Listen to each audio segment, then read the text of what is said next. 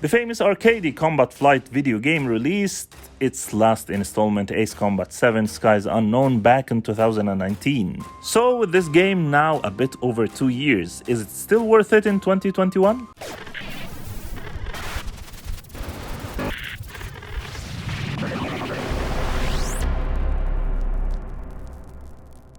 What's up everyone and welcome to a new video. My name is Omar with Real Gamer Review, and today we are reviewing Ace Combat 7 Skies Unknown almost 2 years after its release. If you are watching my channel for the first time, a like and a subscribe would be hugely appreciated. Without further ado, let's get right into it.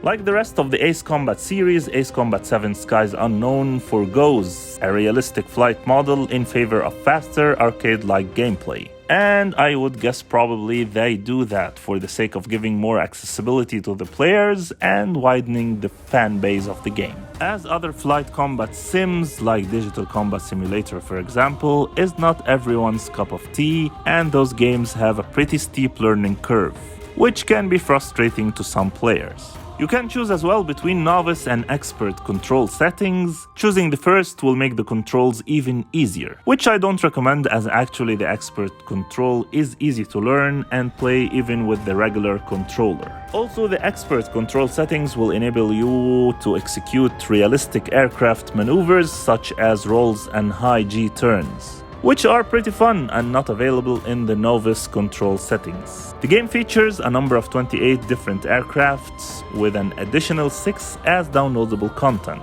Unless of course you already buy the deluxe edition from the beginning, you will get access to all the aircrafts. As with previous entries in the series, most of the aircrafts are licensed from real world, although a set of fictional superplanes are also included. Progressing the career mode will earn you an in-game currency. Multiplayer modes as well will let you earn in-game currency. The in-game currency is used to purchase additional aircrafts, equipment, and new weapons through a tech tree. You begin the game with the F-16C, and you will be able to use some other aircrafts after progressing a bit into the campaign for free instead of using the currency that you earn to purchase them. Each aircraft is equipped with standard missiles for both air-to-air and air-to-ground warfare, as well as another special weapon. Each aircraft also carries a limited supply of flares that can be deployed to evade missiles in critical situations. Special weapons differs depending on the aircraft itself. Special weapons are used as well to boost an aircraft's ability to carry out air-to-air or air-to-ground attacks. You can purchase upgrades from the tech tree that may also be used to boost the performance of the aircraft beyond its base performance, such as improved engine parts or airframe parts to enhance its speed and survivability respectively. Only 8 upgrades may be applied at any time. Weight limitations limit the number of a specific type of upgrade that can be applied. For the first time in the series, clouds interfere with aircrafts, hindering the player's vision and targeting systems when passing through them, also rendering laser weapons ineffective due to light refraction. In addition, in some levels, aircrafts briefly stall after staying in a cloud for too long, and lightning strikes temporarily disrupt controls and sensors, and some clouds as well may cause freezing effect, which will cause the plane to stall if you fly inside them for too long. During the single-player campaign, while completing a series of combat missions, there is a story told as well. You are also given an in-game briefing prior to combat missions, where you'll be informed of the success parameters, expected opposition, terrain features, and weather conditions using a 3D map display. Different missions of the campaign contain objectives like destroying various air and surface targets, as well as accomplishing specific mission targets like unmanned planes. AI-controlled wingmen in different aircrafts will accompany you through most of the missions, providing exposition and potentially shooting down some of the enemy planes. Of course, like most AIs in most games, you will be doing most of the hard work. Over the course of the single-player campaign, you may choose to engage in some additional extras such as in-flight refueling or landing on an aircraft carrier. If you are not interested or you think they are a bit challenging, these extras are skippable. But bear in mind that they will offer additional points if you accomplish them. There is an inside camera that shows the control panels for different aircrafts, but most of them are only visual. The story takes place in a fictional setting shared by other games in the series. Following the events of Ace Combat 4 and Ace Combat 5, basically it starts with rising tensions between two fictional countries, and it culminates when one of those countries launches a surprise attack on the other with a massive number of combat drones. And the campaign story goes on from there. I don't want to go into a lot of details for the sake of spoilers, but overall the story is decent.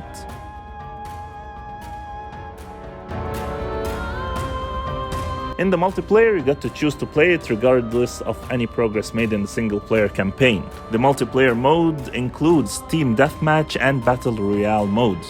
Both modes are player versus player, where players shoot down enemy aircrafts to earn points against a timer. The two modes differ in that Team Deathmatch involves two teams of 4 players each, whereas Battle Royale has no teams. After your aircraft has been destroyed, you will be respawned in the map after a few seconds, when the time limit is reached. The team or player with the greatest score is declared the winner. A pretty basic multiplayer mode, but it is still a great one. This part is where the game really shines, although it's a bit over 2 years, but the graphics and visuals still looks pretty good in 2021, even on consoles, with the game running on most consoles at 60 frames per second.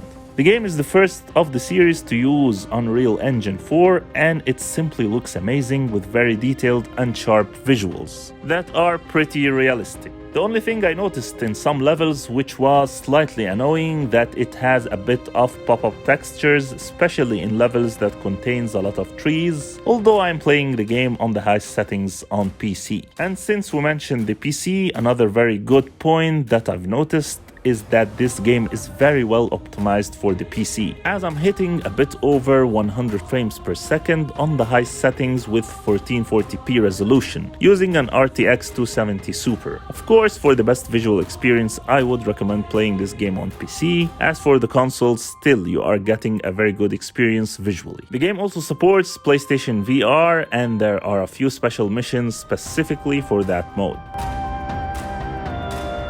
Coming to the music and audio part, this game has some pretty good audio effects when it comes to the flight combat, missiles, weapons, and of course different aircrafts, engines, and weather audio effects. The game features as well a few nice music tracks, nothing extra special for that part in my opinion. Unfortunately, I can't feature any in-game music in this video, but as always, I'll leave you with a few clips to judge the audio effects yourself.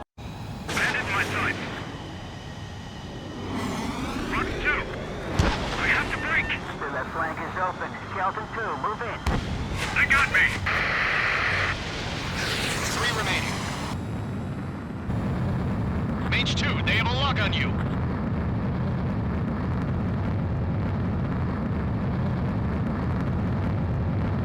Let's do the humane thing and put it down. Eject! We got this. We can't recover. We need reinforcements now! Landed in my sight.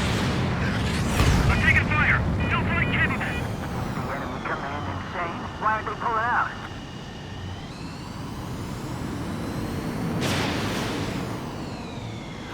He escaped into the clouds. Our plane is iced up. Nice kill. 1 remaining. Looks like they weren't ready for a fight. This time around, Ace Combat is back to its really good quality despite the not so good installment that came right before. I would totally recommend giving this game a try if you are into combat flight video games and are looking for an arcadey one rather than the very realistic flight sims out there. Especially that you might be able to get it at a discounted price nowadays, as it's a bit over 2 years old now. Alright, time to wrap this up. Thanks for watching, and if you enjoyed this video or you learned something, then leave a like, subscribe, and I'll see you in the next one.